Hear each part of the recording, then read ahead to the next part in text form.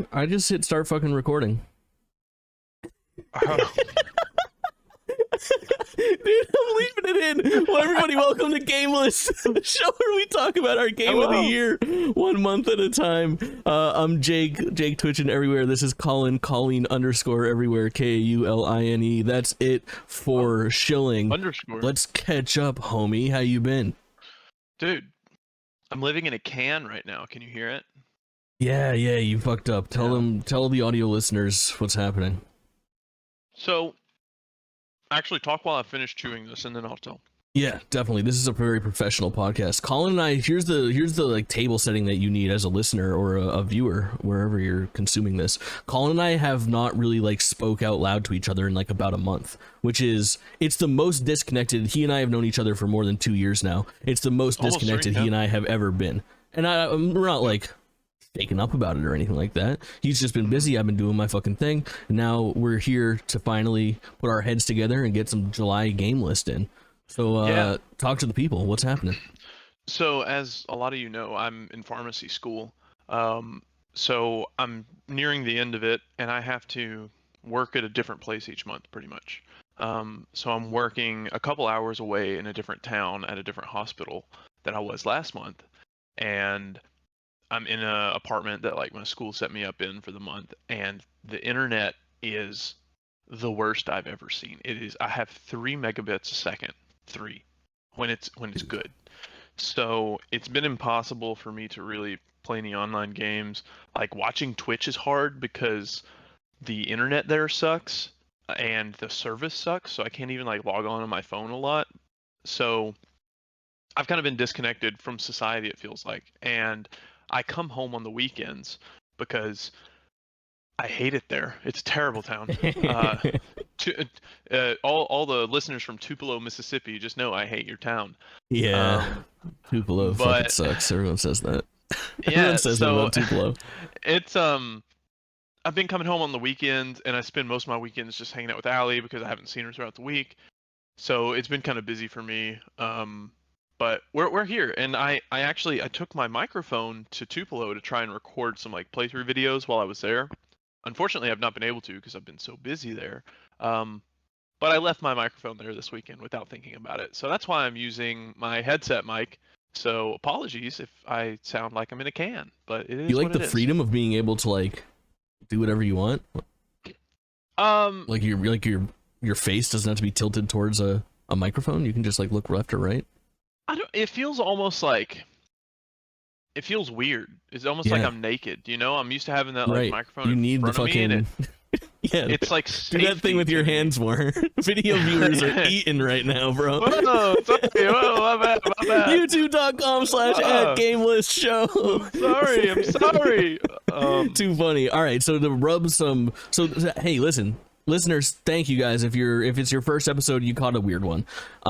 If you've been listening for a while, you're gonna probably have a blast because Colin and I gotta catch up. Listen to this shit, dude. I've been stuck in fucking not bad internet land, but like below average internet land for a couple years now, and I gotta fucking knock on the door that my neighbors ran a line for fucking fiber. Ooh, yeah, that's nice. Fiber's nice. Tomorrow I'm upgrading to fucking gigabyte up, gigabyte down, bro. Yes, sir. It's assuming so good. everything also, works correctly, you know. If you don't get that gigabyte, it could be your router, because that was my problem recently. Is I had gigabyte internet. Really good... Well, I had a really good router at my last apartment, but it just would not give me a gigabyte. And then I upgraded I got a $60 router at Walmart, and I'm pumping out the gigabyte easily. Yeah. So I have a mesh network in here. I've got a Linksys Velop system with 2 hubs, and one of them's in my room, and the other one acts as like the main router because your boy be interneting. But I was stuck in like 200 down, 20 up land for like close to $100 a month, dude. Yeah. Wow. Shitty. Wow. Yeah. So it's gonna be a really fucking big upgrade for $80 here. Nice.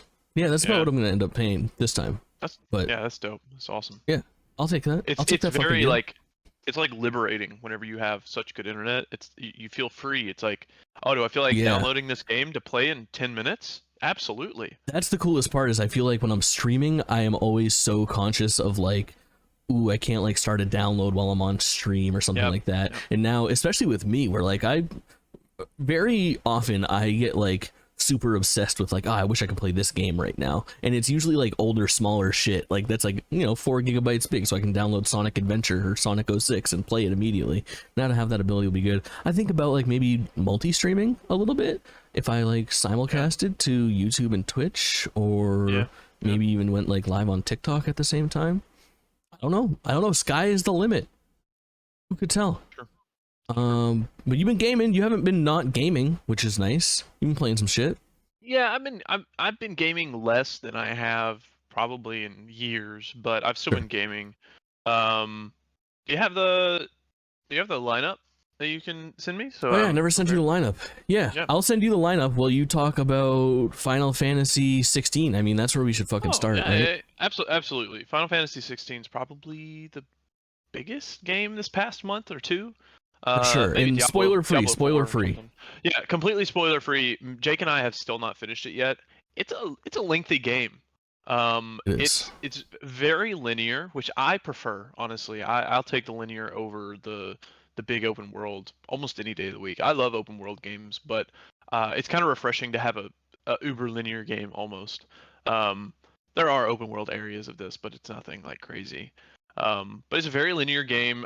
You know, you have the giant icon battles. It's almost like kaiju fights. Those Yeah. have by far been the highlight of the game. They are a little gimmicky at times, but they just look so cool. So They fucking look good. so cool. Neither of us have finished this game, which is fine.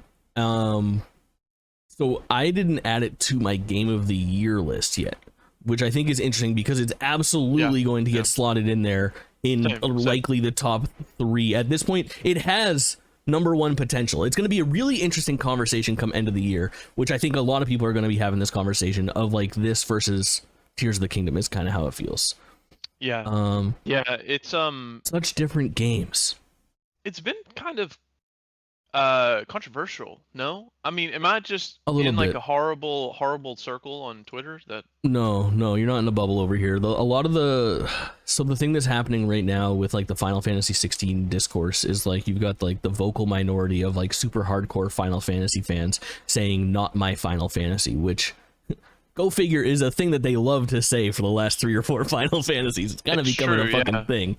I mean, basically ever since 10, nobody's really gotten like what they want specifically. They've yet to please the entire crowd, you know? which is always impossible, but Yeah, I mean, you could argue for like 12 is maybe the closest that they've come, but it's been a steady decline as far as like satisfying everybody. But the thing about Final Fantasy 16 is that it definitely is probably the most drastic departure. I don't know. I think it's like more similar to Final Fantasy 15 than a lot of people would have expected given the reception of Final Fantasy 15. But yeah. It's also got a lot of Final Fantasy 7 remake DNA, which I think is really good to have too, but obviously a lot more action oriented. But it does it's basically been like it's been, I think, difficult for a lot of fans to cope with depending on what they are a fan of. I am loving it just at face value. I think that it's definitely not exactly what I'm looking for from a Final Fantasy, but goddamn, I fucking adore it. Like, I'm so glad to have it. I've been loving it. I have taken a short break from it just because I got a little sidetracked with other stuff that we'll talk about in a moment. But it's been wonderful. I've enjoyed it. The combat is very fun. It's what the combat designer from DMC5. Yeah.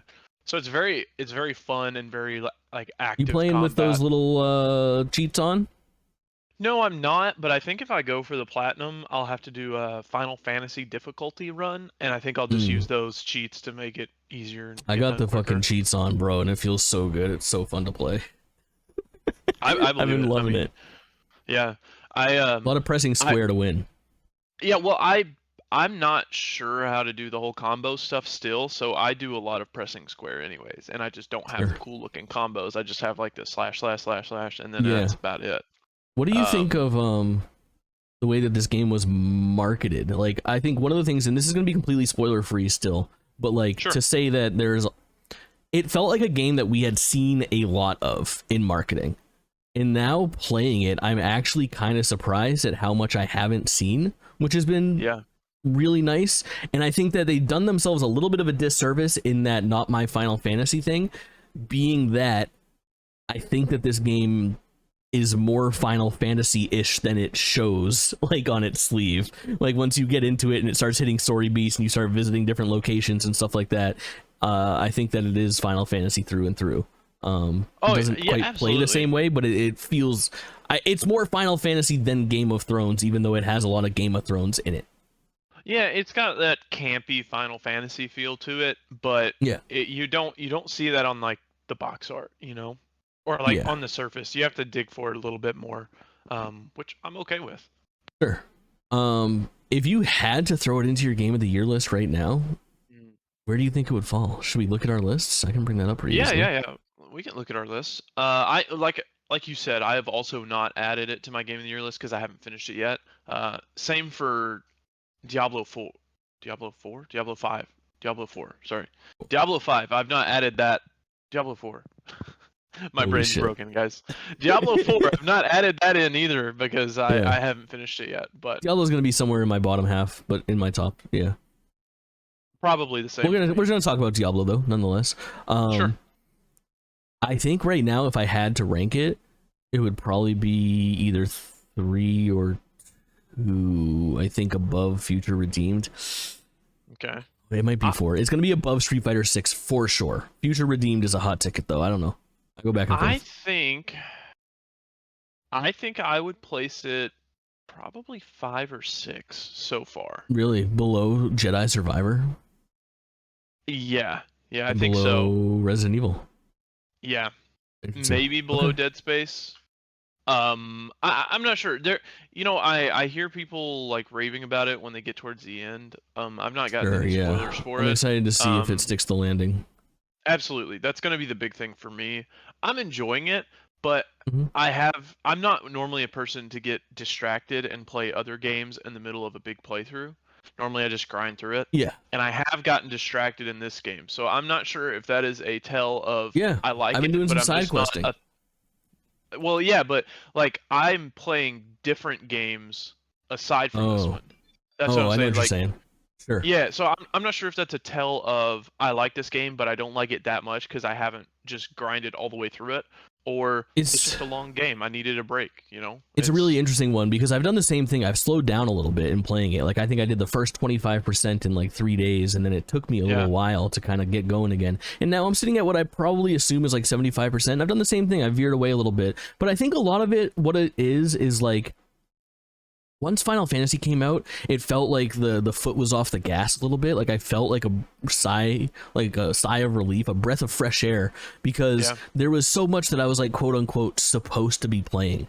From Zelda's release up until Final Fantasies, like all the Street Fighter 6, all the Diablo, like Katamari snuck its way in there. There's just a lot of things that were coming out that I was keeping up with. Crash Team Rumble, we'll talk about that in a little bit. And with Final Fantasy being out, I kind of can see like, all right, cool. I got a couple months to see this stuff through. I got a couple other things that I want to check out, but really it's like not until September that things really ramp up again. And I want to have a game that I'm thoroughly like enthralled with that whole time. So I'm kind of like, I'll get Final Fantasy done in the next couple weeks, I'm sure. But I haven't been like rushing to finish it before the next thing drops, which is a nice place to be. Yeah, I agree. It's like the weight has been lifted, and I don't feel like I have to rush through something just to be prepared for the next thing, because we do have a little bit of a break. So it is nice to just kind of take a break and enjoy like a long form play of it. So you tried this soda, Mountain Dew Summer Freeze? No, I have not. I tried Coke Ultimate recently. Me too. It just tasted like normal Coke. Oh, I hated it. It did not taste like normal Coke, and I've unfortunately had to drink normal Coke recently too. I'm a Pepsi boy through and through. Everybody knows this, but I failed to beat Pepsi Man on stream, so I had to drink a week's worth of Coca-Cola. And at the end of that week, I celebrated with a Coca-Cola Ultimate, which is XP flavored, but is actually bubblegum flavored, I believe. Oh, see, I guess I just didn't have a comparison, so. It sucks, dude. When I was drinking it, I was like in the middle of, ooh, maybe I like this, maybe I don't. I either love it or I hate it. And once I got bubblegum in my head, I couldn't even think about it. Just thinking about drinking it made me sick. You know, I got Coke Move recently. It's like a pink one-ish. It Coke tastes Move. almost. I think so. Yeah, I think it was called Move, Coke Move. It was another one of their creations things, and it almost tasted like floral, and I really liked it. Oh, I've never seen this. Also, yeah. Also, you guys will have to forgive me for my voice being a little raspy. I'm actually just overcoming strep throat. So Vanilla strawberry. I'd be super into this. I would like to try this very much. I haven't seen this. This is vanilla new. It's on my strawberry. radar. Okay. Yeah, I didn't know what the flavor actually was, but I really liked it. I thought it was good.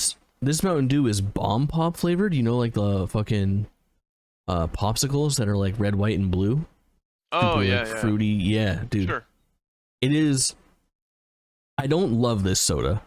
I like it, but what I want to give it credit for is, like, I've tried a lot of sodas that are like, this is this flavored and this is that flavored. I have never in my life tasted anything that hits the nail on the head for what it's trying to be more than this soda. Like, wow. If you drink this and you're thinking Bomb Pop, it tastes exactly like that. It's fucking absolutely absurd. Really good shit. Wow. Yeah. Yeah. And that's it for our conversation on Final Fantasy Whoa! 16. I think so. I think so. A good game. You should play it. I think. Yeah, you should play for sure. We'll talk about it again once we both beat it, and then I probably will find myself in the boat of like, fuck, I want to talk about this in like a bigger way. So maybe we'll do like a end of an episode spoiler cast on it, or maybe we'll do a standalone thing where we just talk about it for a half hour, 40 minutes, or something like that. Sure. We'll play it by Absolutely. ear, but I'm guessing we'll want to get some shit off of our chests and talk freely about that game at some point, because already with where I'm at, I would love to talk freely about some things that have already happened in the game. You know what I mean? Yeah, absolutely. Like there is like the number one gaming moment of the year has happened in that game twice to me now, where maybe three times, and then they're my top 3 gaming moments of the year, and I put a lot of time into Tears of the Kingdom, and it's none of those moments. Like, it's really fucking dope shit. All right. I still think my top gaming moment of the year. No spoilers? It's the big set piece in Jedi Survivor. What's the big set piece? In the desert? Yeah. Yeah, a lot of people are over the moon about that. I remember it fondly, and I don't remember it blowing my... I guess it did kind of blow my mind. It did kind of blow your mind, I remember Yeah. that. You know, it's I don't remember anything specific about it. I remember. I remember jumping. Smoochy at the end, or in the middle. Smoochy with your favorite green girl. Yeah. Dark blue, I think. Maybe gray. I don't know. Whatever. She's not from around here. Yeah. All right. I've been playing Exoprimal. Honestly, I haven't been playing like that much Exoprimal, but I've been playing some Exoprimal. The thing about Exoprimal is that I don't have... This happens a lot when a game has like a strong showing ahead of its release. Like Exoprimal, I think, had a strong beta where it showed off all that it had to show off, and the only thing that it didn't have to show off was its like monetization and customization. And when that's the only new trick that you're bringing, you really lose out on like garnering more interest. It's like you kind of showed 90% of your hand, and the other 10% costs money. It should have been free to play. I mean, it's. I think it's the right game that's on Game Pass, which is a nice way to play it. Like, again, we talked about that at length already. Of like, this is the perfect Game Pass game. Like, I will play this again with my buddies the next time we all get together, because we're all Game Pass subscribers, and it's perfect dumb fun for 2.5 hours of gaming on a random ass weeknight. You know, but it's. I mean, go back 2 episodes and listen to me talk about playing the beta, and you'll know exactly how I feel about Exoprimal. It's dumb, it's fun, there is something satisfying about shooting dinosaurs in the face and customizing a mech. The PvE is weird, the PvP is nearly non-existent, and when it is, it doesn't feel right. Exoprimal, the PvP maybe? part sucks. Yeah, it's just like tacked on. It's like, I watched, somebody tweeted in the game industry, somebody much more famous than me. I don't remember who, and for this I apologize, but they basically said like, it's as if somebody played like Destiny 2's Gambit mode and said, this is cool, let's do that, but with dinosaurs. And then somebody else was like, should we add some other shit too to make it like a full game? And they're like, nah, just that. Yep, exactly. No, just that mode. Exactly. With subtly different maps and objectives. Yeah. So yeah, I'm not red hot on it. I played it once solo. I played it once for stream, not in that order. I'll play it again with my homies, maybe once or twice, and that will be the end of Exoprimal. Outside of if they do like a cool collaboration event, I know they showed off that like Ryu skin, the Street Fighter collaboration. There's a Monster Hunter collaboration, so there could be some cool shit coming up. Yeah. Could be. I hope it finds an audience at least. Similar in vein to like the betas, I went on this like little tangent of playing some demos that I want to talk about, so help me out through this segment. One of them I'm going to talk about a little bit now, a little bit at the end of this show, and a lot of it next episode, so I'll be brief on it. But Pikmin 4 put out a really nice demo, a really nice fucking demo, and I gotta say, dude, I think you should play this demo. I think you would have a good time. If you're in good internet right now, did you bring your Switch with you? I did not. I was going to say it would be a perfect thing to download and then play offline, like while you're chilling in bed somewhere or something like that. With Pikmin 4, the demo is a really nice, like, depending on how fast you play, like 2 to 4 hour slice of Pikmin 4's opening segment. So you do the entire tutorial, and then you get dumped into the first open world where I guess Pikmin 4 is kind of like open zone. And again, I don't have that much experience with the Pikmin series, but basically you get dumped into like a big yard, this thing that you see like in the key art. And then from there you can explore this yard and then you can open up future segments as you progress through by unlocking different Pikmin with different powers. And it almost like acts as its own little hub world. So within this yard, you have multiple underground regions that you can jump into that kind of exist more as like standalone levels. Really, really good gameplay. Feels more actiony with its behind the like third person camera, basically.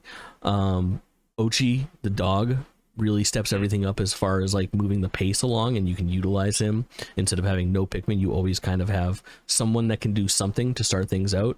It's really good. And I've played Pikmin 1 and 3 for a couple hours each, and neither of them grabbed me. And I did the Pikmin 4 demo, and I said I want more of this. So I'm going for Pikmin 4. I'm really excited for it.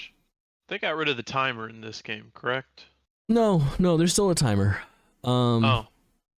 It's like there's like a day and night, so there's like a day and night cycle, and I'm not sure exactly how it works. Because one of the big selling points is that night is now explorable. Like in the past, it would count down to night, and then night would happen, and it would reset your day, and that's the timer that you were working with. And in this one, you have a countdown to night, but in the demo, you don't get to experience your nights yet. You can't operate in them. So it's still like a timer that's going down, but it does like Inception rules. So you have like a timer for like 20 minutes for your day, but when you go into a underground tunnel, it is actually, don't spoil Inception for me. I've not watched it yet, so holy shit.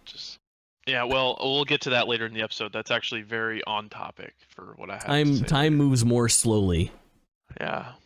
But I watched Inception 2 hours ago, and I'm not kidding you. I watched it before this episode. Dude, okay, well that's perfect for later, because I've got a lot of talking about Christopher Nolan. Just go. Okay, well, so you have your Oppenheimer tickets? I actually have my Barbie tickets, but not Oppenheimer. I have my Barbenheimer tickets. I got Oppenheimer and IMAX, half-hour intermission, and then Barbie. I have to go to a wedding next Saturday, so I'm watching Barbie Friday night after I get back from work. And then probably Sunday morning or something, I'll watch Oppenheimer. Yeah, I'm going Sunday for both. Sunday evening. Yeah, so anyways, Oppenheimer's coming out, so I was like, let's do some Christopher Nolan homework. Because I was bored, and I was like, let's watch some movies while I'm at this boring town. I'm halfway through Batman Begins right now, bro.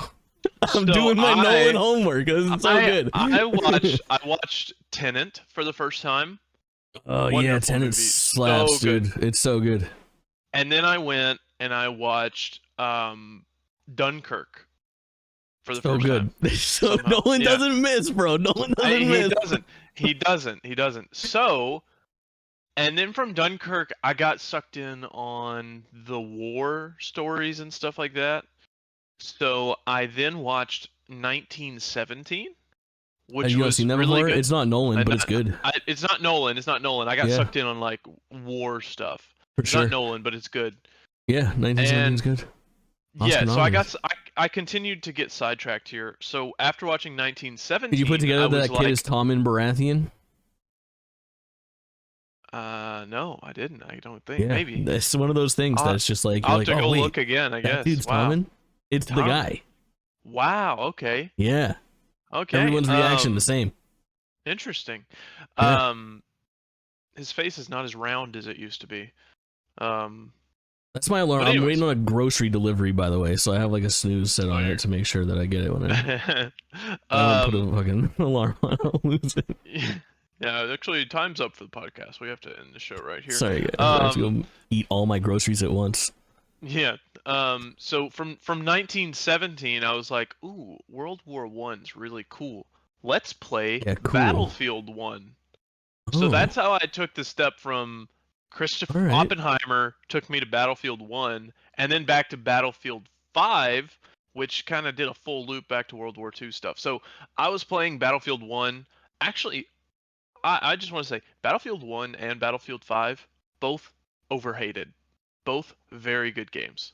Battlefield 1 was like the last great Battlefield game. Like, I think. Battlefield 1 is better than Battlefield 5. We're in Battlefield 1. You can talk about Battlefield 1 now. I want to circle back to Nolan, though. So, Battlefield 1, I decided, I was looking through the trophy list, and they were like mostly campaign-oriented trophies with a couple multiplayer trophies that I'd already gotten. That campaign sucks, right?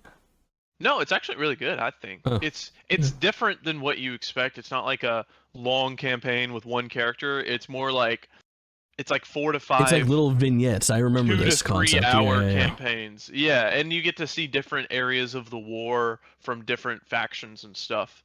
Cool. Which I think it's good. You don't ever get attached to a certain character, but that's okay. But I'm going through playing the campaign on hard, collecting all the collectibles in the campaign, working on the platinum for that because I just felt like playing it. And then behind me right now on my TV, actually Battlefield 5 is pulled up because. Do you like that one more? No, I like Battlefield 1 more, but I like Battlefield 5 more than most. I feel like it's a lot faster than Battlefield 1. What order did they come out? Was it 1 then 5? 1 then 5 then 2042. I know it makes a lot of sense. But Battlefield 5 got hated on a lot when it came out. And I think it's still really good. I was playing it last night because it also has a pretty easy trophy list. But I had never played it before. So I was playing it last night for the first time. And it plays a little faster. It feels a little bit more like Call of Duty, and I think that's why a lot of people weren't happy with it because it wasn't as slow as Battlefield normally is. It was a little bit faster. But it's good. I haven't played any of the campaign yet because I'm doing multiplayer. What's that pixel game that's out right now that everyone loves? BattleBit Remastered. I have already played some BattleBit Remastered, and it's a very good game. You should check it out. Nice. But yeah, so I'm working on the multiplayer trophies of Battlefield 5 while I have internet over the weekend, and then I'll go back and play the single player during the week whenever I don't have internet. But that's kind of been my Battlefield excursion that I've been loving. Have you seen The Prestige? No. Have you seen Dark Knight Trilogy? You're good, yeah? I've seen the Dark Knight Trilogy. You've seen Interstellar? Yes, that's one of my favorite movies of all time. And you haven't seen The Prestige or Inception? No, I have. Dude, you gotta. I'm probably gonna watch both of those this week. They're so good. I have unreasonable gaps in my history. Yeah, you do. It just happens, and I don't know how it happens because I'm like, yeah, I should totally have watched that. Now's movie. the time. I just haven't. We can fix it. We can fix it. It is the time. All right. Yeah. I went on fucking. Oh, dude, I said I was going to talk about this on stream. I was going to tell you something. It's a little bit of like a humble brag. I don't know. I got my first fucking sponsorship as a streamer. HelloFresh, right? No, way better. Sponsored stream from a company that I respect, from a franchise that I love. From fucking Square Enix, bro. They hooked it up with a code for Dragon Quest treasures. The Oh, formerly okay. Switch exclusive just came to PC this week, so I've got a sponsored stream coming up, and I've been like offered like shitty ones before, and I've applied to a bunch that I haven't gotten approved from. But what a great first sponsored stream for me! I fucking love Dragon Quest XI. It's a literal spin-off of that. It's like a full $55 deluxe edition of a game.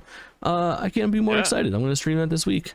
But That's awesome. I was gonna bring that up during the fucking Final Fantasy conversation because Square Enix, but I gotta work on not saying fucking cunt and talking about drugs during my stream.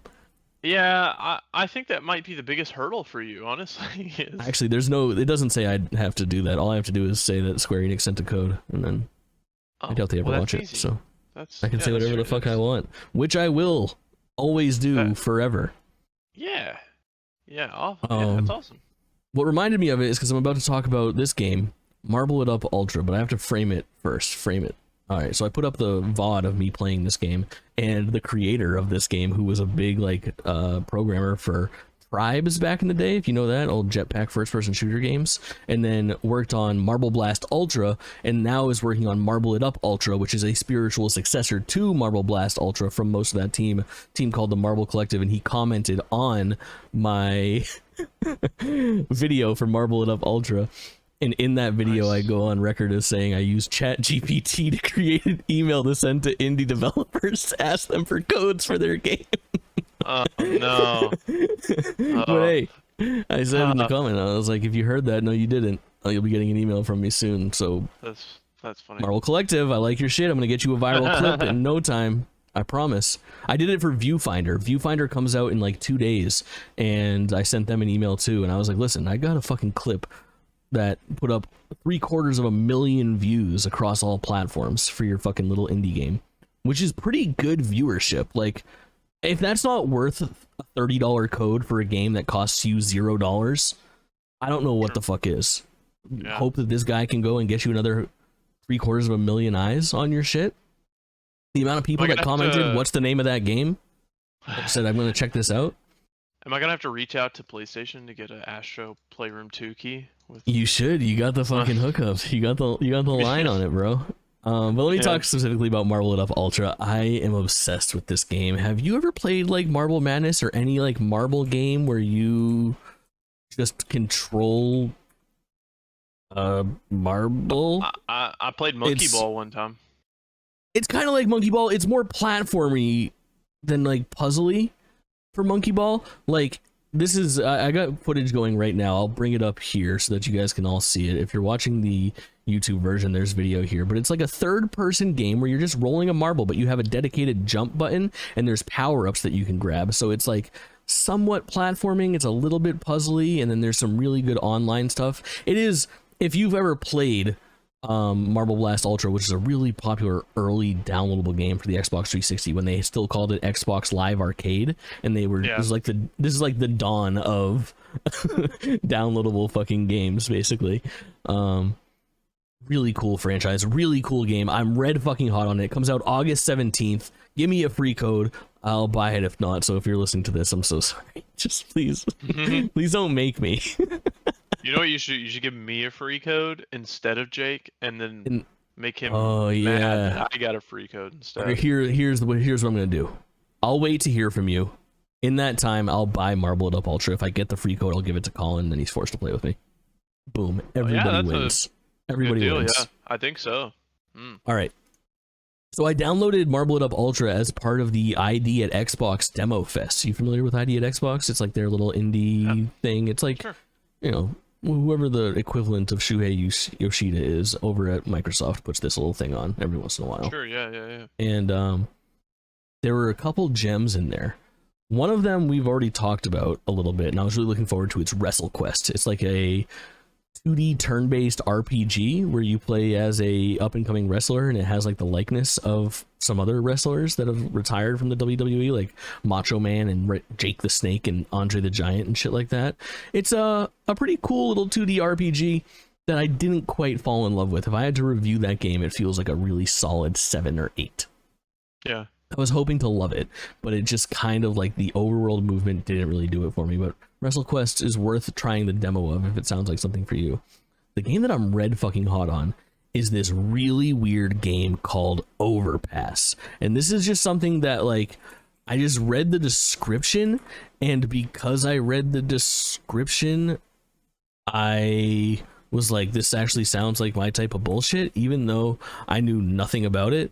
And it's a game called, it's Overpass Rhythm Road Trip. And I'm gonna again throw some B-roll up here. And this game is a rhythm game where you are basically looking up through like the skylight of a car, and you are switching lanes according to like the beat and the commands on stream.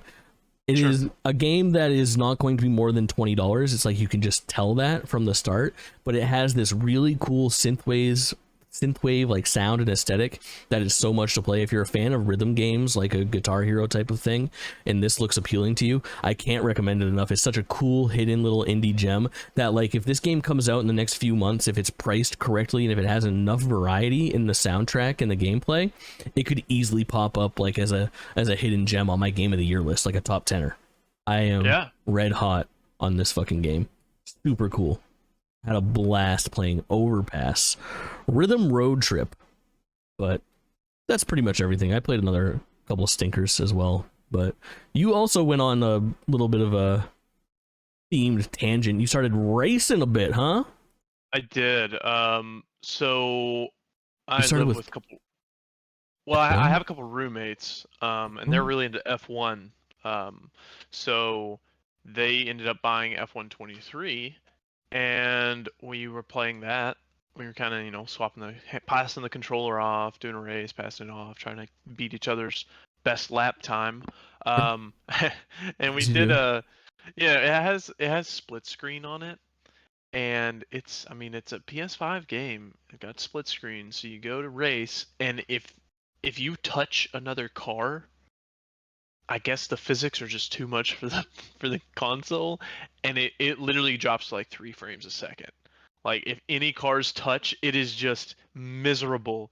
So we were playing co-op, or like versus, I guess, and anytime a wreck would happen, it would like freeze, and then maybe 10 seconds later everything would come back and you'd be off in the ditch somewhere, which is unfortunate, but it was also really funny at the time. So, you know, we were getting drunk playing F1. Yeah, F1 feels always like really uninteresting racing to me. It's actually really fun. You're just so fast. That's the thing. You're so fast. It's literally like the best cars ever made. No like, boost. No boost. In terms of speed and handling, like it's really cool. It's true. There's no boost, but it is something. It's a fun game. Evidently it's like the best F1 game ever made. And oh my god, you wanna? It's a quick aside right here. I'm scrolling through Steam as I talk, just because that's what I do. And I Guy's not on a fucking podcast right now. He's in his own world.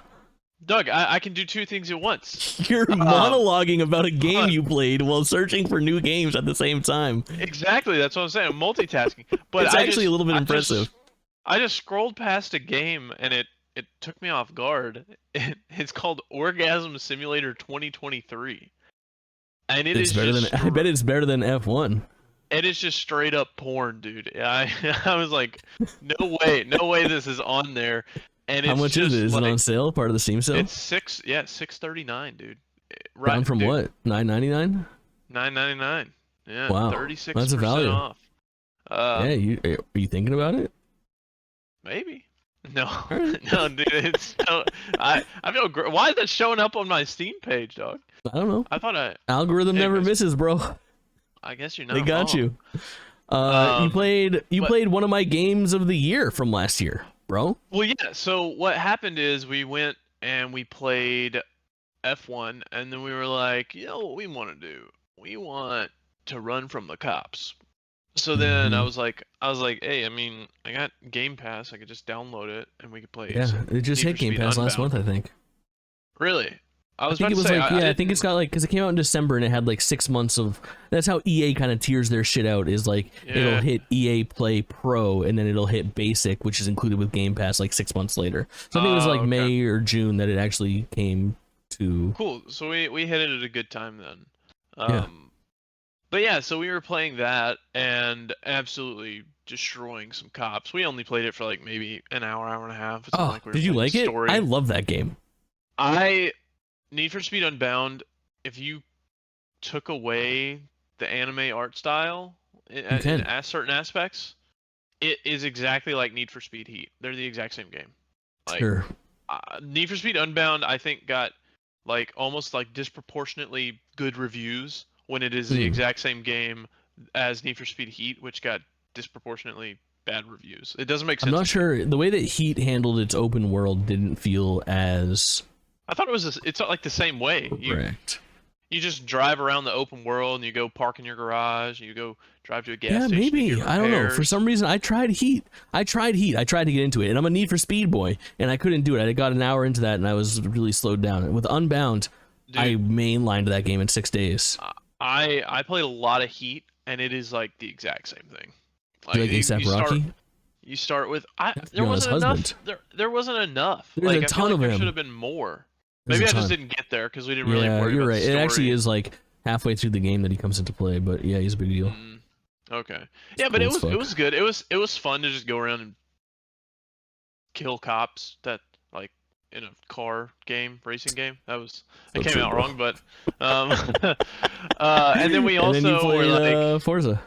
Yeah, we were like, okay, we've done cops, we've done F1, let's just race around an open world. Inspired by the announcement of Fable, you decided it's time to play. Yeah, it said, "Oh, Mexico and playground games." Yeah. So yeah, we just hopped into Forza 5 and drove around and swapped a bunch of cars and just kind of looked how pretty they were. So we spent a couple days just going around and playing F1 racing games and whatnot. But so that also brings me to like my next thing is a point that I wanted to bring up today. My friend who has the F1 game, he's put like 100 hours into it since he bought it. Gross. He is the biggest Star Wars fan I know. He goes to like Galaxy's Edge like once a year. He has like a ton of Lego Star Wars sets and stuff. The biggest Star Wars fan I know. His entire room's decked out Star Wars. He has still not finished Star Wars. Save some pussy for the rest of us. He still has not finished Jedi Survivor. And I think that's friend, crazy. If you listen to this, I'm so sorry. I don't know you. I have a lightsaber in arm's reach. Don't worry. He won't. But that was the point I was getting to. Is like, he is the biggest Star Wars fan I know. He still has not finished Jedi Survivor. Not because he dislikes it. He loves it. He's like, yeah, dude, that's my favorite game of the year.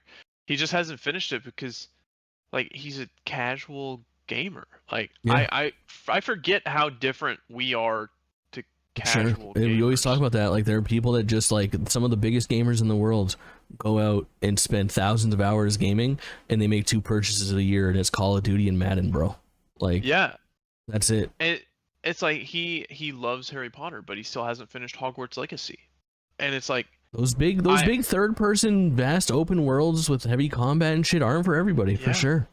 But I don't know. Hogwarts Legacy was like a great moment in time too, where I think a lot of people were like, those games too. It's just the difference between a hardcore gamer and a casual gamer. I feel like, and it's weird to like frame it like that, but I just don't ever think about it. Like it doesn't click in my head that it's out you there. Can. Yeah, I mean it's more normal than we are, obviously, but it's weird to me to buy a game that you were so excited for, and like he literally bought a PS5 just to play Jedi Survivor. And he still hasn't finished it, and I'm like, that wasn't multi-platform. That wasn't cross-generational. No, I don't think so. Oh. It's wild to me that people are like that, and it's totally fine. Like that's the normal, honestly. We're the weird ones, but we're the outliers, 100%. I think we lose a frame of reference of what it's like to be a normal gamer, like the mass majority of like who. The vast majority of people aren't going out and playing fucking Gollum like a Giga Chad should, bro. That's true. I kind of want to play this game. I'm gonna wait till it's on sale, but I will ship you my copy if you want. Oh, is it PS5? Yeah, PS5 on disc. Yeah, sure. I'll buy it from you. Yeah, absolutely. This game, It kind of sucks. I don't know, man. I've been having this thing. Like, I played Balan Wonderworld a couple months ago too, where like I feel like sometimes games get ganged up on and become punching bags. And Gollum doesn't feel like a 3 to me. It feels like a 5. Maybe I'm just too generous with games, or I've seen the dog shit that gets like pushed out on Steam and stuff like that, but like I feel like you got to get some money like for effort too. But I mean, like it's been bad. Like obviously like the developer was shut down. They're only publishing games from now on. But like Gollum just feels like a PS2 game, bro. Like if this game came out in the PS2 era, it would have been so popular. It's not as bad as I thought. It's also, it is very cursed and has some super funny things happen. Like the animations are so bad, and I don't know, it's cut from a different cloth. It's pretty bad. Like it's a funny game. It's a fun game to play. For the record, I played Gollum because it became like a meme on my Twitch channel, and then I made a channel point goal, and I said, if you fuckers can come up with 100,000 points, I'll buy Gollum at full price and fucking stream it for you.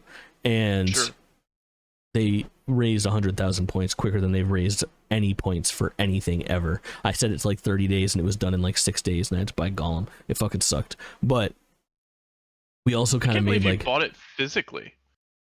I know. I went for it. I feel like for the meme, it was like, look what you guys had me do. You know what I mean? Like downloading it feels like you lose something a little bit there. I mean, I guess you can make a couple dollars back this way. I should, but I just have it sitting here, which is probably stupid. I will give you 1 more cent than what GameStop would give you. I'll just give it to you for fucking $3, dude.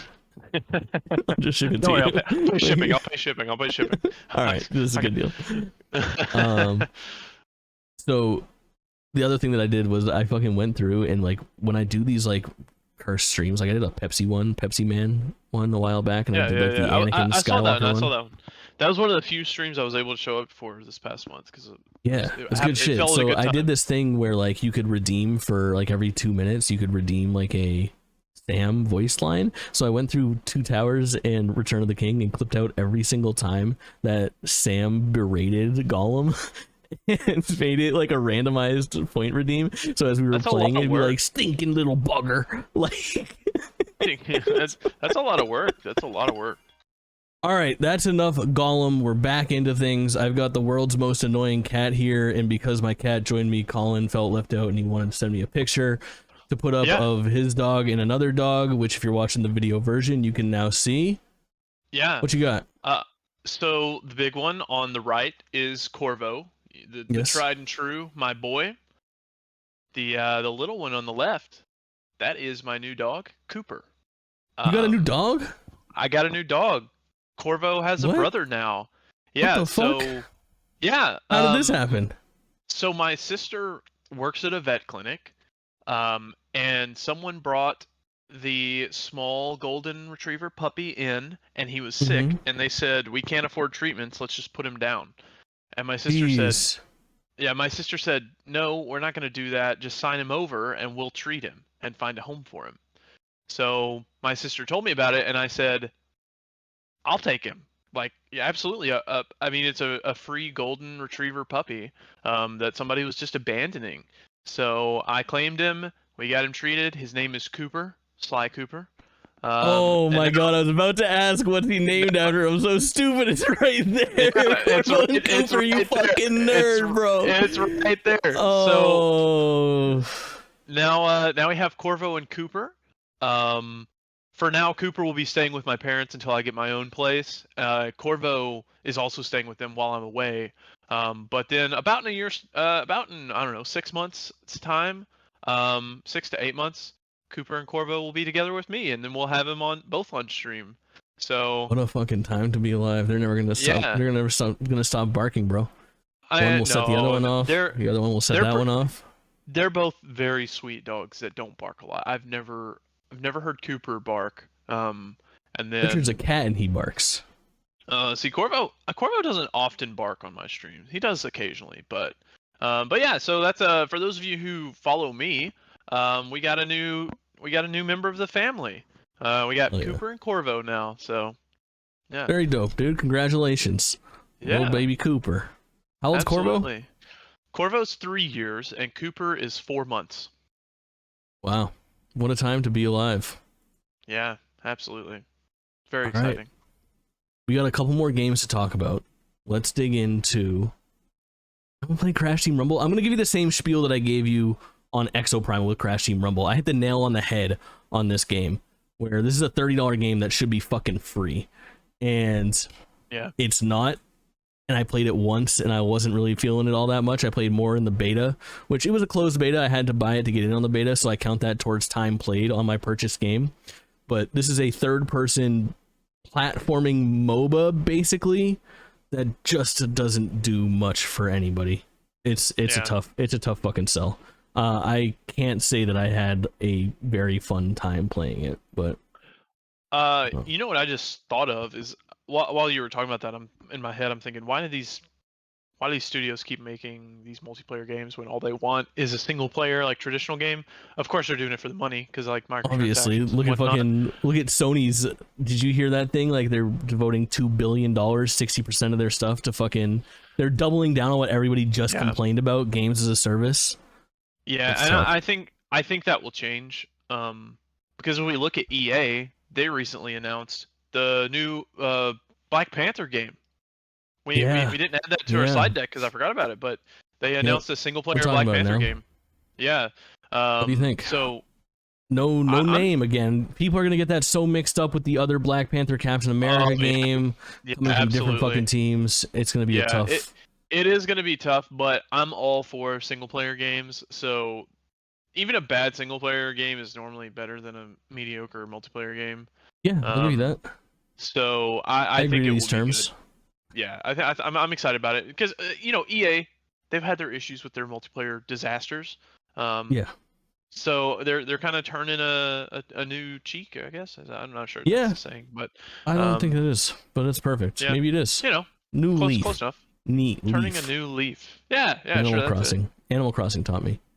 Yeah, good enough. But yeah. All right. So that's Crash Team Rumble. Don't skip it. Just fucking skip it. You been playing much Diablo? I've been playing a little bit of Diablo. I haven't played that much. I've played with some homies, is what I've done. I played with like 2 different groups of friends, and I've just casually kind of like rolled around with them getting loot. Yeah. Diablo's kind of losing me. I haven't been able to play much because Diablo's only online thing is not working very well at the apartment that I'm at.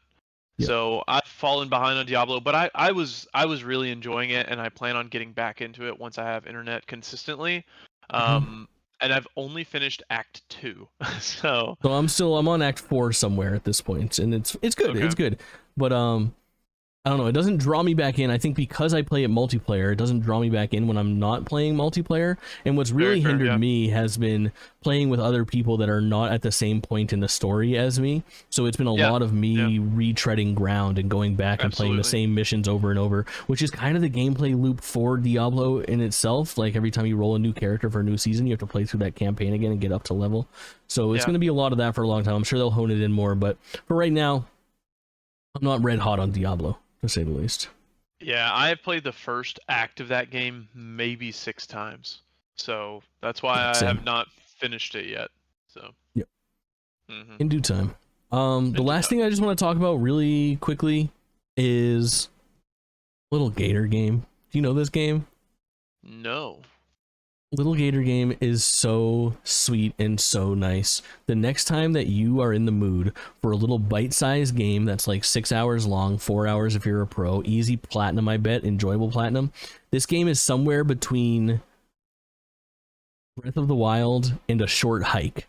A short hike. More like a short hike, but it's a little bit more like of a gamer game. You know what I mean? Like that third-person view, that free roaming cam. But very sweet, very nice. It is a Breath of the Wild like. You have a stamina bar, but this game has so much fucking heart, dude. It's so cute. It's absolutely, oh man, like I'll frame it up for you. It's about this, like, you play as this little gator, and you're playing on this island because your family takes this vacation every year, and it's you and your big sister who's home from college for the first time, and all you want to do is play with your sister like you guys used to, but she's really busy doing like a midterm paper and stuff like that, and she can't really find time, so he has to go play pretend and make like new friends and stuff like that, and it's just wrapped around this like super like heartfelt relatable story that is just like so cute to watch play out. I can't sing the praises of this game enough. It's like a classic indie fucking 9 out of 10 video game. Really good, and I think that you would really like it as well. I think it checks a lot of boxes for the type of shit you're into. Yeah, I'm watching a trailer for it right now, and it just looks wonderful. I'll definitely have to bring this up to Allie. This will be one that we would play together, probably. Yeah, you'd have a good time. It's got like a bunch of different characters. Like its main thing is like you're going around and like every character that you meet has like a little mission to accomplish for some gameplay variety. And there's like, I don't know, dozens and dozens of characters, and each one has their own little like personality. And I did it on stream, and I did little voices for them. Super fun. Really love the video game. Yeah, it looks great. It's Steam and Switch only. Steam and Switch only, yeah. I brought it on Switch. It's on sale. It's on sale pretty often on Switch for like $13. It's a $20 game. Wait for the sale. Nice. Yeah, absolutely. For sure. Really good shit. That's it for games. We finished our playthrough of Resident Evil. I have that up as a slide just to talk about real quick because that is starting to go up in shorts and on your YouTube channel, correct? Yeah, it's I've not been able to put any of it up yet. Actually, I have it all uploaded. I just haven't made thumbnails yet. That's my rate limiting step. I hate making thumbnails. You should do that before you leave so that you can post something for the next couple of weeks. Well, that's why I actually already uploaded them so I can make thumbnails remotely and just press a button. So they're all up on YouTube. I just got to make thumbnails. It's the GameList promise. You'll see them on his channel in the next week. Yeah, sure. Absolutely. We'll put some up within the week. Yeah. Fun playthrough though. We were on fire for those, dude. If you like Jake and Kaulin banter, if you're a GameList listener, this is essential supplementary content, I feel like. Absolutely. There was one section right at the end where my audio was all messing up and we were getting pissed at each other. Oh, dude, we fucking all in fun, all for fun in the end, but I was rewatching that the other day and I'm like, God, this is Jake's legitimately mad at me right now. Yes, I'm sorry, I can't. Jeez. But no, it was good. It was no, good. My way is better. I'm like, your way is preventing you from doing the solution. No. But shit. No, it was a really good playthrough. I'm really happy with how that turned out. Our lists are non-adjusted because technically neither of us have beat any new games since the last time we talked. So go listen to last month's June episode. Things are a little wonky right now. We gave you a fucking 3.5 hour bonus episode with some special guests, of course, from the Friendly Fire Pod. Go listen to that if you missed it. It's like our most successful episode of the year, to be quite honest. So you probably didn't miss it, but worth checking out, and thanks to them for coming through as well. Tactical Dreamer, Captain Stubbs was a really fun time, but that's why everything is kind of a little bit off kilter. We had like a June 1st episode, we had like a June 17th episode with them, and now we're here like mid-July doing our July episode, but there hasn't been that much to cover. We're about to recap all the news that's happened, and for the most part it's like little stuff that we keep bringing up, like, oh, this happened, that happened, the guy left Naughty Dog, fucking they announced a Black Panther game. We're gonna recap Annapurna and Nintendo Direct real quick because those are the two events that happened when we were gone. Then we have looking in on those questions that I asked you about the summer game season. I have the results of those. And then we'll talk a little bit about Activision Blizzard, of course, because we have to, but things are looking up. Did you get a chance to watch the Annapurna Showcase, dude? I didn't watch it, but I saw like Twitter threads of the highlights. What happened? Yeah, for sure. For sure. It was pretty big for me, man. There's a lot of stuff in there that I was red hot on and really, really interested in. I had a fun time just kind of impulsively reacting to this showcase. I pulled 4 things. The first one that I want to talk about, we've talked about a little bit on the show before, but it's Cocoon. What do you know about Cocoon? Yeah, Cocoon is the game by some old Inside and Limbo people. It's like a Inception game, kind of, where you just it's so fucking weird, bro. Deeper and deeper into these cocoons. You got layers, baby. Yeah, layers. It looks like a game that I would never be able to play because I'm too dumb. But it looks cool. I can't wait for people to enjoy it. Yeah, I'll yeah, probably try does, it, but I'll. Oh, it looks man. it looks very unique and very interesting to me. And if you're not watching the B-roll, I recommend checking out a trailer. It's very tough to explain. It almost has like a Journey style color palette, but it's doing like puzzle solving, but they're like logic puzzles. It seems it's honestly very tough to relay what's happening, and truly that's part of like the mystique of it, is like I don't know what's happening in this game, and I would like to find out really badly, and I'll be able to on September 29th, as they announced at the show. And it's also coming to Game Pass day one, baby. We love that. Big. That's big. Yeah, not bad. The other thing that got a release date that I've been hot on, we've talked about a couple times now, is Thirsty Suitors. Thirsty Suitors is cool shit, bro. Do you know this game off the top of your head? Yeah, I've seen it around. I've actually seen a lot of talk behind the scenes of it, like just the developers it's like chatting a on Twitter, but turn-based RPG dating sim, story-driven, narrative branching skateboarding game. It's got a lot of everything. Are you interested now? Really cool shit. Thirsty Suitors was fun. It had a great demo like this time last year, and since then it's only looked better and better, more and more fleshed out. It's got a really unique art style. It's got, as you know from just that little description, just a bunch of really interesting stuff going on as far as like what the game brings to the table. It's got a little bit of this and a little bit of that, and it's dripping in fucking style. I can't recommend this one enough. It's definitely an indie game to watch, and I'm not huge on indie games, but this is a day one pickup for me. If you want to watch like full reactions, I did a stream of this. It's like an hour-long stream of the demo, and one of the best streams of last year, I would say, is up on my YouTube page. I can't recommend it enough. It'll rewatch very well if you want to feel for this. But Thirsty Suitors is coming out November 2nd. Good release date for an indie game like that. I feel like give it to me in the holiday season. Let it separate. I feel like a lot of indie games drop around this time where they're like, oh, Sea of Stars, I can't step on any fucking toes. You know what I mean? Like I just gotta come out during my own time so nobody's fucking around. I like Thirsty Suitors dropping in there in between like a Mario and a Call of Duty and be able to play something and shake that little holiday season up a little bit. I think it's good. I think it's a cool thing to do. It is. Two more picks that I kind of made from the showcase were Blade Runner, which they didn't show much on Blade Runner. It's Blade Runner 2033. It takes place in between 1 and 2049, 2044. Which number is Blade Runner sequel? Have you seen that movie? 2049? I have not seen it, no. That's on you my gotta list. watch it. It's so fucking sick, dude. Gosling, bro. Yeah, it's on my list. Gosling, bro.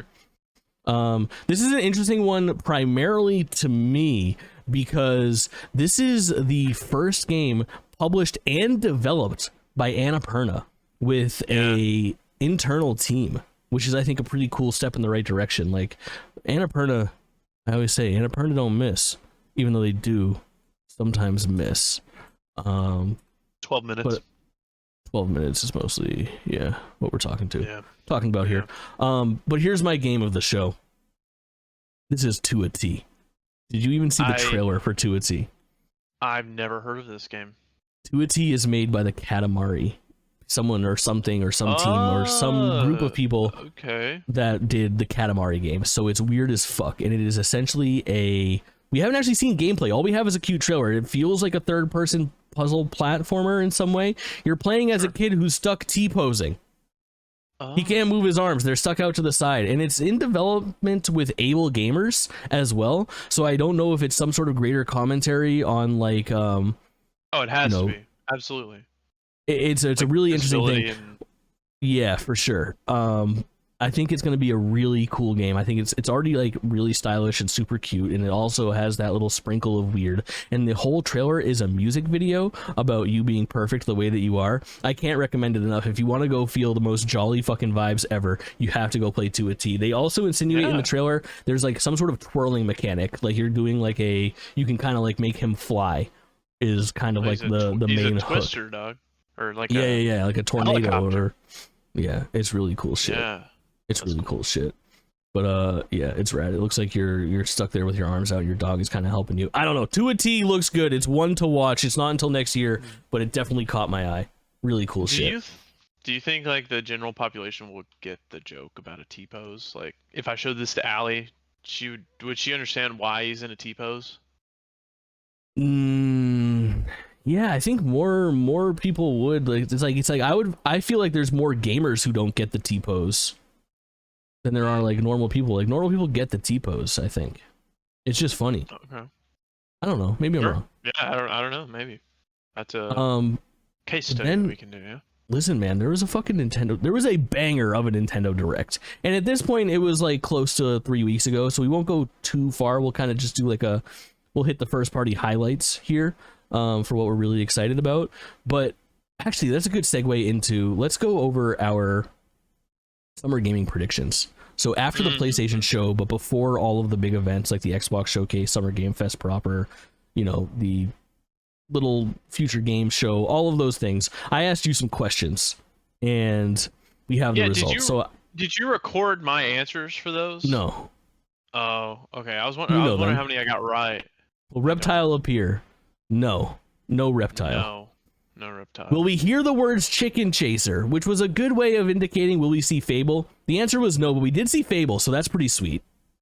We like that. Yeah. But no words chicken chaser. Will we see the Sega Super game? No. Didn't happen. We didn't see it. We saw games published by Sega that might be super. Like what's that game from the Persona team? Sega owns Atlas. Oh god. Oh, ReFantazio or no? Metaphor ReFantazio or some shit like that. Metaphor ReFantazio? Yeah, that sounds about right. Yeah. Will there be a substantial shadow drop? I put yes here because Pikmin 1 and 2 came out. Yeah, that's fair. I think it could be a kinda as well. Yeah, sure. Hollow Knight, no. Will Kojima speak? No. No. Will a first-party AAA Sony game appear? I have here, kinda. This is a spirit of the bet type question that we have to ask ourselves, because what the mentality behind it, the thinking behind it, was like Sony had an arguably like gaming industry and populace wise bad showing at their last not state of play, what was it, showcase. And the question was kind of like, hey, are they going to try to like not backpedal, but like make good on this and show like a AAA first party game to like have everybody talking positively about Sony again? Like, do they have something else to show? And the answer for that would have been no. But in the phrasing of does a big first party AAA Sony game appear? The answer is kinda, because to Summer Game Fest proper, they brought Spider-Man and gave it a release date. Yeah. So I gave that a kinda. Which I think is fair. I'll take it. Yeah. A Konami franchise reemerges. I gave this no. We were kind of more talking about like a Castlevania type of thing, or like a big like Metal Slug. Like, will there be some sort of big reboot in addition to Metal Gear? The answer is no. Will Starfield showcase sexual advances? You bet your ass. Absolutely. You bet your ass. And then this one stings so bad. I asked, will there be a Nintendo Direct before June 17th, and the answer was no. There was one on June 21st. You know, I want to say off by 3 days, bro. I want to say we made a bet on that as well. We made some sort of bet. Yeah. And I definitely won it. Handshake bet. I owe you a copy of Gollum. Oh, really? Wow. And that works out conveniently. And you have to pay shipping. Oh! Yeah. But so the Nintendo Direct was the 21st, and it showed off some fucking bangers. We had Detective Pikachu Returns, which I'm pretty hot on, bro. I'm kind of into that. It's super cursed, but it looks so funny. Like, I think that's gonna be a really fun stream. Yeah, the movie's fine, but like the fact that like Pikachu talks, and like I just think it's gonna be good shit. Yeah. But then we got to this wild. Please tell me they put Ryan Reynolds' voice. No, Ryan Reynolds is not in the game.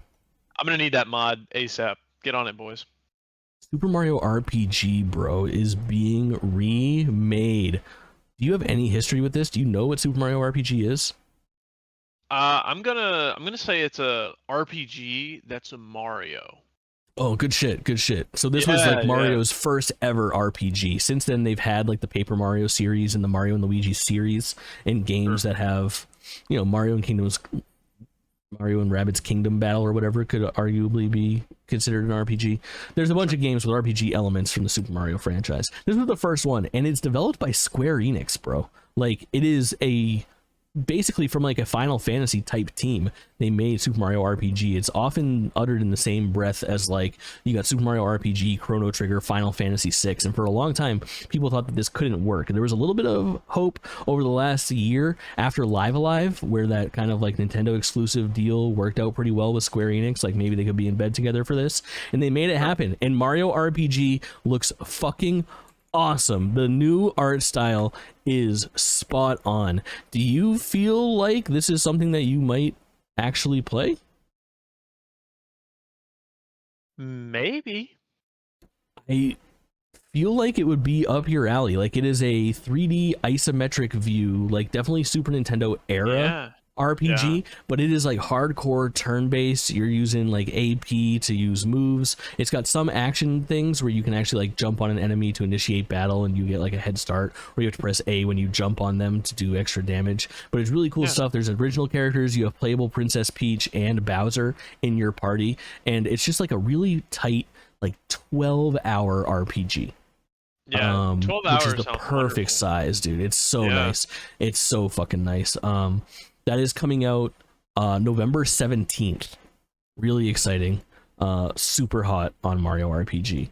So on the heels of the Mario RPG announcement, they start talking about how Mario's not the only person that's getting a fucking game. And then they show 2 teasers for 2024 games, including a Luigi's Mansion Dark Moon, which is Luigi's Mansion 2 remake port, basically. That's the 3DS sequel to Luigi's Mansion. It came out a few years before. The team that worked on Luigi's Mansion 3, one of their first-party Nintendo projects was Luigi's Mansion 2, but it's been trapped on the 3DS for a while. So this game is going to come out, and if Luigi's Mansion 3 is one of the best first-party Nintendo Switch games. No asterisk, no like made by, no, or like side game, or like non-Mario. One of the best Nintendo Switch games. Like Luigi's Mansion 3 is phenomenal. Everybody that's listening to this, if you want a nice, somewhat spooky game to play for your October and you own a Nintendo Switch, it's fucking Luigi's Mansion 3. Single player, multiplayer, 10 out of 10. I can't wait. I'm going to finish it this year. I've never finished it, but I am red hot on that video game. And then they announce a brand new Princess Peach game, which is super interesting. There's only been one Princess Peach game. You know anything about it? No, absolutely nothing. It's called Super Princess Peach, and it's for the original DS, and you play as Peach, who is controlled by her emotions. So it doesn't really age all that well. But this one seems to be like there's some sort of thing going on with like Princess Peach getting powers while she's doing like a stage play. Think like Final Fantasy VI stage play. Really interesting shit. But again, just a teaser for a 2024 game, but a brand new original Princess Peach game is always appreciated. Then we get the first party Mario franchise hits don't stop coming during this direct. WarioWare Move It, bro. You know your boy likes Wario, right? You know this? Yeah. WarioWare already got an entry on the Switch that was kind of mixed. It sort of turned WarioWare into a platformer and brought it away from the standard WarioWare that we know and love. This is much more of a like, feels like a sequel to WarioWare Smooth Moves for the Nintendo Wii, where it's a traditional WarioWare game, but it's using motion for and like functionality of the Switch Joy-Cons. Think like an everybody 1-2 switch type of interaction with your controller. Sure. That one looks really good, and that's coming out widely November acclaimed 6th. Everybody 1-2 Switch. A true nightmare. And then the last big thing that they showed, man, is Super Mario Wonder. Talk to me. Are you in? Sure. I mean, are you? Like, I feel like that's a good question to ask. Like, do you play like mainline Mario video games when they come out? Did you play Odyssey? I played half of Odyssey and I didn't like it, so I sold it. Wow, that's a weird take, bro. Odyssey's sick. Odyssey's one of the best games of all time. I have no nostalgia for Mario because I was not a Nintendo kid growing up. Sure. And something about most Mario stuff has just never clicked for me. Like you Mario, wouldn't do this co-op with your girlfriend? Maybe, but I did you feel play like any of the new Super Mario Brothers series? No, never did. Huh. The only Mario games playing that this I've month. ever played, I played Mario Kart Wii, Yes. End of Mario list. Odyssey, and I think that's it. Check out what I'm getting into, bro. I am very soon going to check out Super Mario Brothers U Deluxe for the first time, which is the port for the Switch of the Wii U new Super Mario Brothers game that comes with Super Luigi U. During this time, I am going to cosplay as Roy Koopa, which won't be that difficult because look at this. Are you just gonna paint your head pink? Yeah, I got pink face paint and I got these sweet fucking glasses, bro. Oh boy, this is gonna be a good one. I need That's you to gonna be pull good your shit. shoulders. Are you gonna wear a yellow shirt? I do have a yellow shirt. Yeah, I got a yellow long sleeve I'll put on for that as well. Okay. Yep. And during that time, we're going to do the Super Mario Brothers Oreo challenge because they made Super Mario Oreos? Brothers Oreos. There's 16 different designs, and you're supposed to stack them up on the side of a glass of milk and see how high you can get them before they fall into the milk. So we're doing that on stream too. Twitch.tv/JakeTwitchin, baby, or just go to AmazingStreamer.com. I've really I'm not a missed big out on milk a lot. guy. Wow. Are you a milk guy? I used to love milk, dude. I think everyone used to love milk. Well, I'm lactose intolerant now. Else I would I'm like still lactose sensitive. I'm just Jewish, so you know, dairy doesn't really sit that great. I'm the kind of lactose intolerant where ice cream will mess me up, but I'm gonna eat it anyways because I like ice cream, you know. Sure. But I like get that. cheese pizza, I'm fine. That doesn't hurt. Okay, cool. Yeah. Is there anything else we need to talk about with Mario? Super Mario Brothers Wonder is basically like, what if the mushroom actually worked on Mario? It's all like very trippy, very weird. You can play as Luigi, Peach, Toad, Daisy, a bunch of different characters. Say, this is the most visually interesting Mario I think I've ever seen. 100%. It does like wacky things where like you will jump to a flag and like, you know, your preconceived notion is like, when I jump on flag, level over, and the flag will tip over and the level will keep going. Oh yeah, Yoshi's in it, rideable Yoshi, which is always good to have. It just seems like a really nice evolution of like the Super Mario Brothers series in a slightly different art style. It's got more going on than Mario Brothers. The new Super Mario Brothers series sort of overstayed its welcome to me, and it started having diminishing returns because it all looked so fucking plain all the time.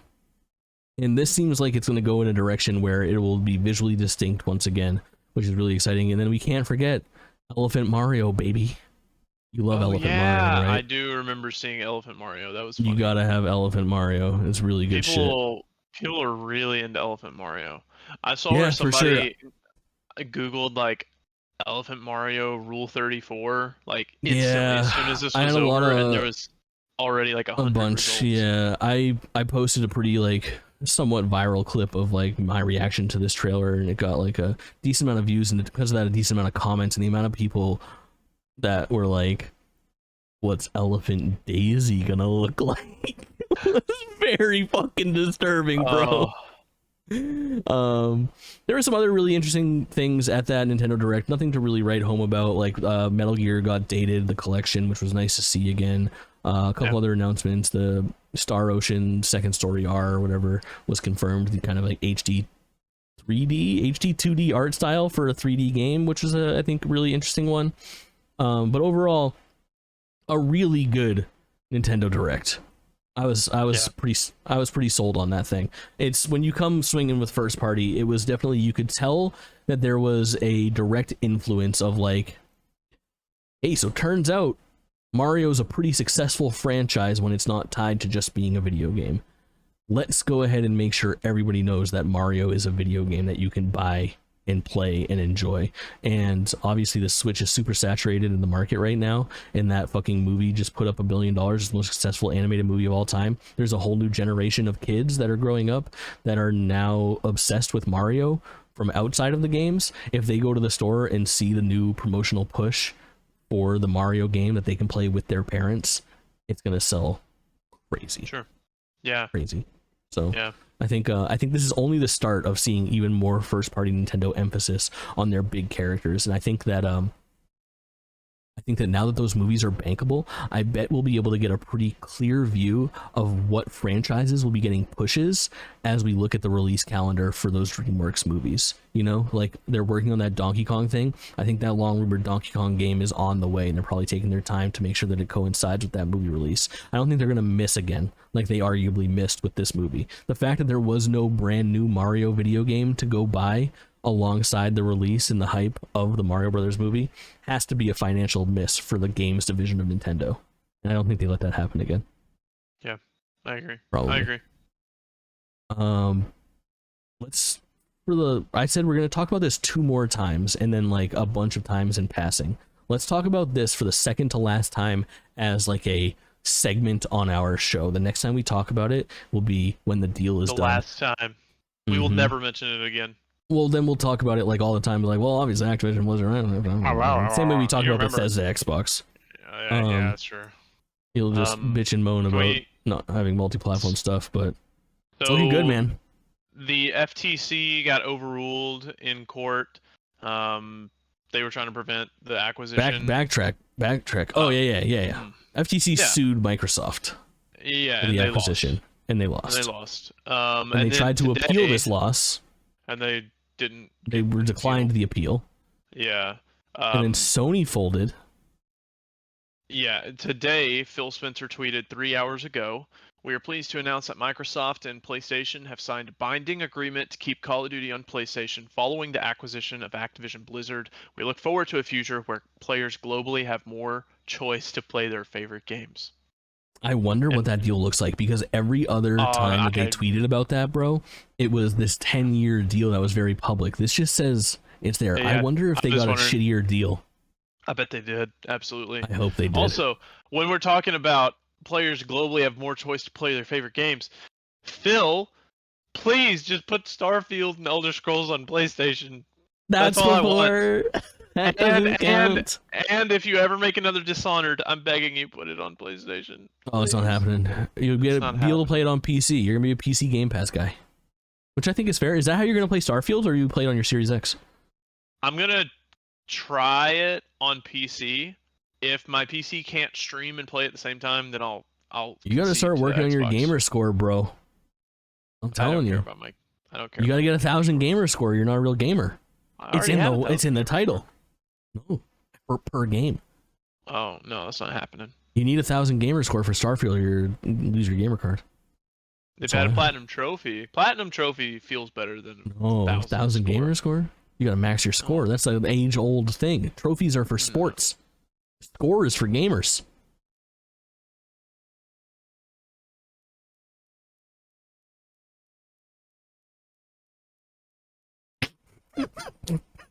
I don't know why, but what just came into my head was like the fucking Wolf of Wall Street, and whoever talks first loses. And even audio listeners are probably like, "What the fuck? Is something wrong?" They're looking at their phone right now. They're like, it hit that point of uncomfortable where they were like, "Did my phone stop doing sound?" Watch the video version to watch us fucking break and trying to do the silence. I feel good about that. Jeez. Anyway, so it looks like that deal's going through. I don't know. Go talk to somebody more educated than us if you want more opinions on this. But I'm just ready on Game Pass, baby. I wonder. You know what the most exciting thing to me is? It's so stupid, but like, I just like the mishandled franchises that Xbox is now going to have. And like, dude, say what you will, I know that like if you look at the last 10 years, it's very Sony, but if you look at like public planning being like game centric for the last 2 years, it looks really Xbox. You know, like Sony has been making some public moves and saying some public concerning things about the direction that they are bringing their first party video games, whereas Microsoft has been playing catch up to get to where Sony was 10 years ago with their franchises. And it does feel like there's potentially a changing of the guard of like, is Sony about to squander their fucking lead here and have Xbox become the center of like gaming? I mean, that's just how it goes too. It ebbs and flows. It's always going to be we go back like PS2 was better than Xbox. Xbox 360 was better than PS3. PlayStation's had it good, and they've had 2 generations in a row, really, at this point. Yeah. The So most important PlayStation's. generation. I love that quote from Phil Spencer. Like they lost the most important generation, which was the Oh, PS4, absolutely. which is Yeah, like the idea of absolutely. like people building their digital library and that library continuing on, and like it's such a like, self-aware, or not For even sure. self-aware, but like just like a business And aware thing to say.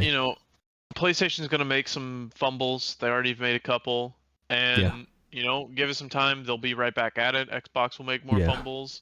It's I would just love gonna to see go that them way. like do Spyro the right way. I would love to see them get Call of Duty to where it needs to be from like a behind the scenes development standpoint, whether that's like Yeah. changing who's running it there, but like that game is just like, I feel like every time you hear about Call of Duty, it's just like the The vocal worst fans news you saying could ever how have. bad things are going for them in that game. Like Yeah. why is Warzone always broken is what I Yeah, always hear.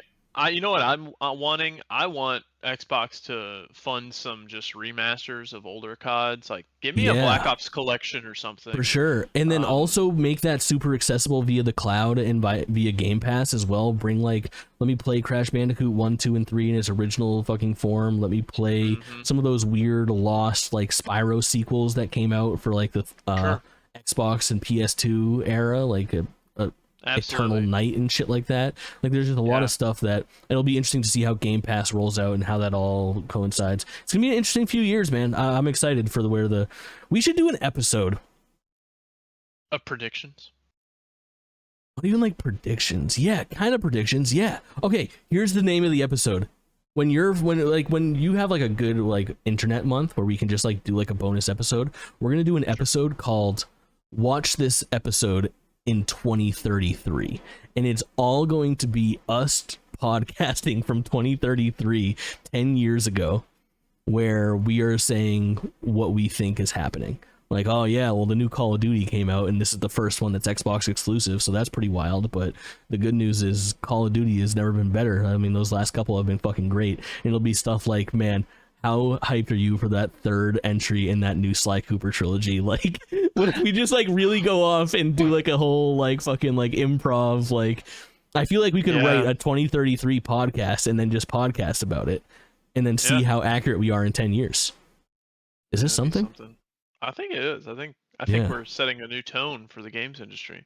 Yeah. Listen to We're this getting ahead podcast in of we're getting 2033. 10 years ahead of the news now. It's not who can Yeah. post the If it's first TikTok successful. where.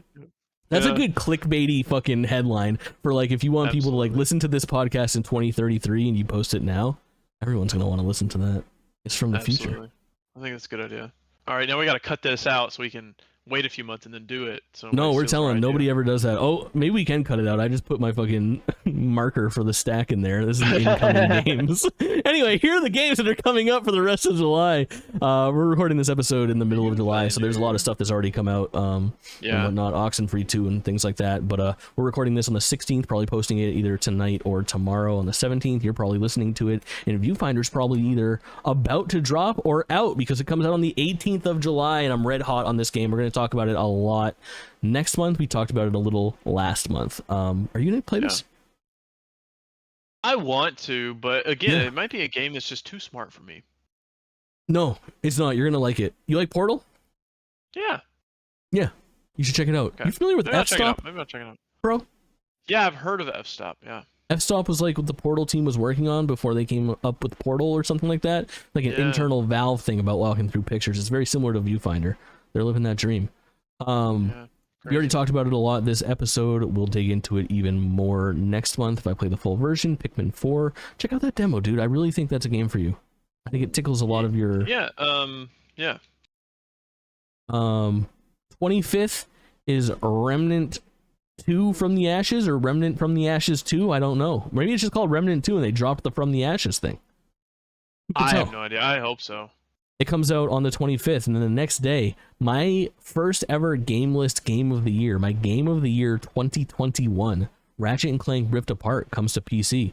If you don't have a PS5 and you haven't played this is the game that I have called for months and months, years and years now, the best reason to own a PlayStation 5. This is the best console exclusive PS5 game to me. It's Maybe good. Final Fantasy. No, I don't know. Actually, no. If this came out, it would probably rank higher than Final Fantasy. I haven't finished Final Fantasy. We'll find out soon. That's the 26th. Hopefully, it runs well. The last thing is Disney Illusion Island comes out on the 29th. I'm on the fence on this. I'm not sure if it has online multiplayer, which will be a big seller for me. It's not coming to Game Pass, so it's like it's the 4-player pseudo sequel to Castle of Illusion. It kind of looks like Rayman Origins or Legends. It's a 4-player co-op platformer. You play as Goofy, Donald, Mickey, and Minnie. It's Disney Illusion Island. It looks good. This is going to be a game that would probably be best played with 3 friends on a couch. Yeah. Because that's not really how I play most of my games. I wonder if I can find 3 friends that will also buy it and play it online with me. And if not, I don't think it's in the cards. I don't know if it's going to be a fun single-player experience, but anxiously awaiting reviews. We'll see. Maybe they'll give me a code. And one last thing, actually. A small oversight. This month's PlayStation Plus games. Good call. Alan Wake, right? Yeah, Alan Wake Remastered. Call of Duty Black Ops Cold War, the cross-gen bundle. And then Endling Extinction is Forever, which I'm not sure what it is, but it's something about a mother fox guiding her 3 cubs to safety. So I'm sure it's a very cute game. And probably sad. I bet you're right. I also want to bring up the list of... There's some really interesting stuff coming for the extra and premium tiers as well. Oh, yeah. It's really good. Okay, we got It Takes Two. This drops on the 18th, I believe. It's Tuesday that it refreshes. Same day as Viewfinder. It's It Takes Two, Sniper Elite 5, SnowRunner, which you've played and we've talked about, World War Z, The Ascent, Undertale, stay out of our comments, SpongeBob SquarePants, Battle for Bikini Bottom Rehydrated, which I might check out. That's my type of third-person platformer bullshit. Melty Blood, which is a fighting game that people love. Dismantle, I've never heard of. Circus Electric, I've never heard of. Dynasty Warriors 9 and Samurai Warriors 5 are games that I would absolutely play for free and just like hack and slash some Musou baddies, which is always fun. My Little Pony, A Maritime Bay Adventure.